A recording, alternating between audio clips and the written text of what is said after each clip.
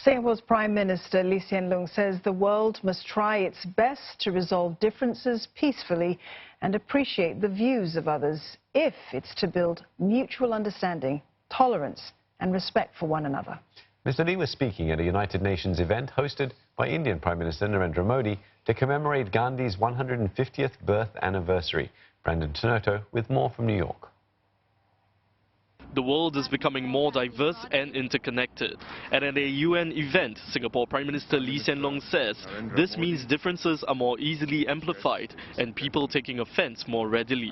Mr. Lee added that we're not only seeing tensions and conflicts unfolding between countries, races and religions, but also within them.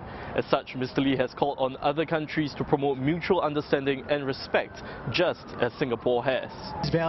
He talked about how Singapore hosted the International Conference on Cohesive Societies to discuss topics like faith, identity and cohesion for more understanding between communities.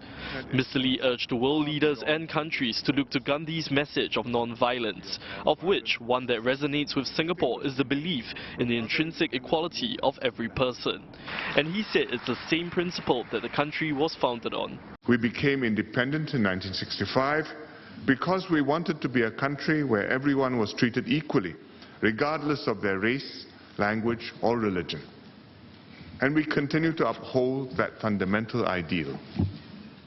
We worked very hard to strengthen our social cohesion and expand the common space shared by the different races and religious groups in Singapore. Other leaders who spoke at the event also echoed Gandhi's belief of truth, compassion for others and non-violence.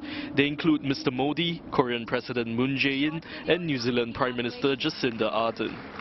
Brandon Tenoto, CNA, New York.